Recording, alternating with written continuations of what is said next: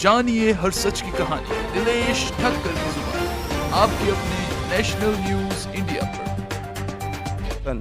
कई बार दिल के दौरे भी पड़ चुके हैं और जोधपुर एम्स हॉस्पिटल की भी रिपोर्ट है कि बापू की जेल में रहने जैसी स्थिति नहीं है, उसके बावजूद फिर से उनको जेल के अंदर भेजा। क्या ये हिंदू संत हैं इसलिए इनके साथ ऐसा व्यवहार किया जाए और आम जनता जो है उसके लिए दूसरा व्यवहार है, संतों के लिए दूसरा व्यवहार है? ये देश का कौन सा कानून है, कौन सा न्याय है, कौन सा न्याय तंत्र हो रहा है? व्यवहार होता है, नेताओं के साथ कुछ और होता है, उनको छोड़ दिया जाता है, उनको जमानत भी मिल जाती है? और संत के साथ में जो सनातन संस्कार जिन्होंने पूरा जीवन कुर्बान कर अपनी रक्षा के लगा दिया, आज उनको दोबारा फिर जेल में डाल दिया जाता है। तो आप लोगों को बताना चाहूँगा, कल धर्मेंद्र मिश्रा जी ने भी ये बात कोर्ट को बताई। कल उन्होंने वो बताया कि मेरी समस्या यह है कि मैं क्योंकि आसाराम बापू हूँ, अगर मैं एक आम नागरिक होता तो मेरी हालत इससे कहीं बेहतर होती। मतलब My problem is that I am facing because I am Asaram Bapu. Had I been a normal citizen, Your Honor, with no, I would have been in a much better conditions. Kindly see 9-10 disease we saw.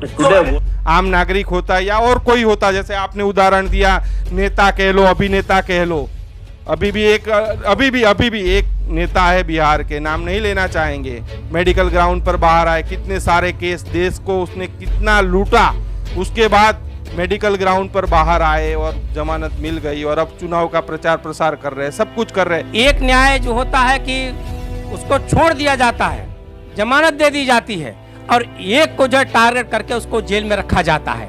ये इस देश की व्यवस्था कैसी है, क्या है, मेरी समझ में नहीं आ रहा है। क्या न्यायपालिका अपनी विवेक बुद्धि से काम कर रही है या इस न्यायपालिका को कोई अन्य शक्तियां चला रही हैं? लेकिन मानवता नाम की एक चीज भी तो होनी चाहिए ना, तो कोर्ट को एक अपनी मानवता दिखाना चाहिए कि भाई चलो अभी ये बाहर निकल कर कौन सा गुनाह कर रहे हैं। इस देश का दुर्भाग्य यही है कि इस देश में जो आदमी न्यायपालिका का सम्मान करता है तो न्यायपालिका उसके साथ बदसलूकी क्या करती है प्रत्यक्ष प्रमाण है। क्योंकि इस उम्र में कोई भी घटना किसी समय कोई घटित हो सकती है और उसको अगर नजरअंदाज किया जाता है तो उसकी पूर्ण रूप में जिम्मेदारी न्यायपालिका की होगी। मैं स्पष्ट रूप से बोल रहा हूँ। क्या संत आसाराम जी बापू है इसी वजह से आज संत आसाराम जी बापू को फिर से इतनी क्रिटिकल हालत में, इतनी नाजुक हालत में फिर से जेल के अंदर जाना पड़ा? क्या आम नागरिक होता या कोई अभिनेता, नेता या दूसरे और कोई धर्मगुरु होते तो क्या फिर से उनको क्या जेल के अंदर इस सिचुएशन में जाना पड़ता?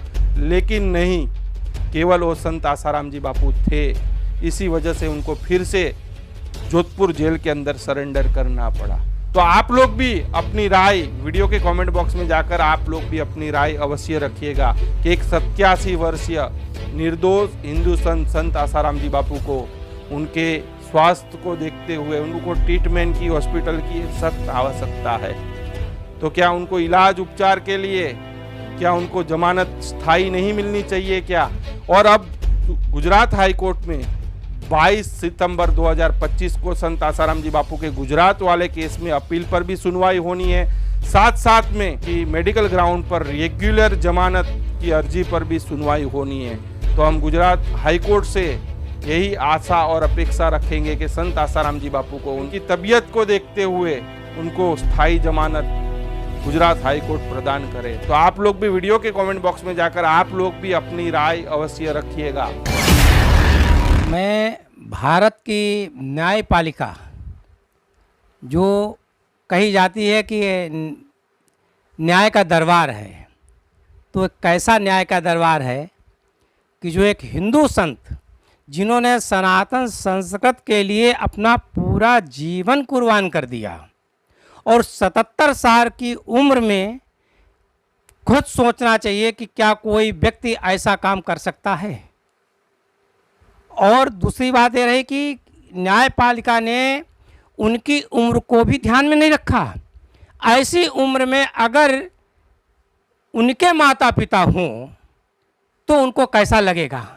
क्या ये हिंदू संत हैं इसलिए इनके साथ ऐसा व्यवहार किया जाए और आम जनता जो है उसके लिए दूसरा व्यवहार है, संतों के लिए दूसरा व्यवहार है? ये देश का कौन सा कानून है, कौन सा न्याय है, कौन सा न्याय तंत्र हो रहा है? मेरे खुद समझ में नहीं आ रहा है कि ऐसे संतों को जिन्होंने पूरा जीवन देश के लिए कुर्बान कर दिया। और दूसरी बात देखिए, 77 साल की उम्र में इतनी उम्र में क्या कोई व्यक्ति कोई गलत काम कर सकता है?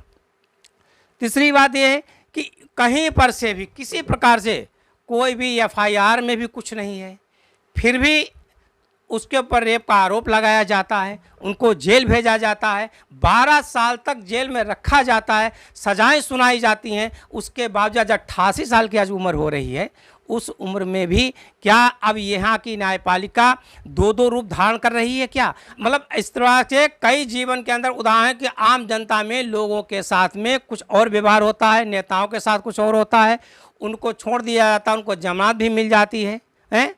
और संत के साथ में जो सनातन संस्कार जिन्होंने पूरा जीवन कुर्बान कर अपनी रक्षा के लगा दिया, आज उनको दोबारा फिर जेल में डाल दिया जाता है। और ये भी नहीं देखा जाता है कि 88 साल की जिनकी उम्र है, उस उम्र में भी उनको समझ में नहीं आता है हमारे न्यायाधीशों को कि मैं क्या कर रहा हूँ। अगर उनकी जगह पर आज आम जनता के माता पिता होते या खुद के उनके माता पिता होते तो उन पर क्या बीतती होती। आपने बहुत ही बड़ी बात कही, क्योंकि कल ही गुजरात हाई कोर्ट में संत आसाराम जी बापू की अंतरिम जमानत की वृद्धि पर कल सुनवाई थी। कल वहाँ संत आसाराम जी बापू की ओर से एडवोकेट धर्मेंद्र कुमार मिश्रा जी वहाँ उपस्थित हुए थे। तो आप लोगों को बताना चाहूँगा, कल धर्मेंद्र मिश्रा जी ने भी ये बात कोर्ट को बताई। कल धर्मेंद्र मिश्रा जी ने कहा कि मेरी समस्या यह है कि क्योंकि मैं आसाराम बापू हूँ, क्योंकि कोई भी वकील पेश होता है तो वो जिसके पक्ष में आता है वो भी बोलेगा भाई। तो जिसका उन्होंने बहुत ही बड़ी बात कोर्ट के समक्ष रखी। कल उन्होंने वो बताया कि मेरी समस्या यह है कि मैं क्योंकि आसाराम बापू हूँ, अगर मैं एक आम नागरिक होता तो मेरी हालत इससे कहीं बेहतर होती। मतलब उनका कहने का अर्थ ही है कि मतलब मैं आसाराम बापू हूँ, इसी वजह से मतलब मेरे को फिर से जेल के अंदर जाना पड़ा। आम नागरिक होता या और कोई होता, जैसे आपने उदाहरण दिया, नेता कह लो, अभिनेता कह लो, अभी भी एक नेता है बिहार के, नाम नहीं लेना चाहेंगे, मेडिकल ग्राउंड पर बाहर आए, कितने सारे केस, देश को उसने कितना लूटा, उसके बाद मेडिकल ग्राउंड पर बाहर आए और जमानत मिल गई और अब चुनाव का प्रचार प्रसार कर रहे हैं, सब कुछ कर रहे हैं। लेकिन एक संत आसाराम जी बापू थे, सनातन का काम किया, इसी वजह से आसाराम जी बापू को टारगेट किया जा रहा है। और आज वही सिचुएशन 88 साल की उम्र में 12 साल के बाद इतनी खराब सिचुएशन, क्योंकि कल हाई कोर्ट में धर्मेंद्र कुमार मिश्रा जी ने जोधपुर की एम्स की रिपोर्टें भी पेश की कि बापू की सिचुएशन बहुत ही नाजुक है, उनकी हालत काफ़ी खराब है,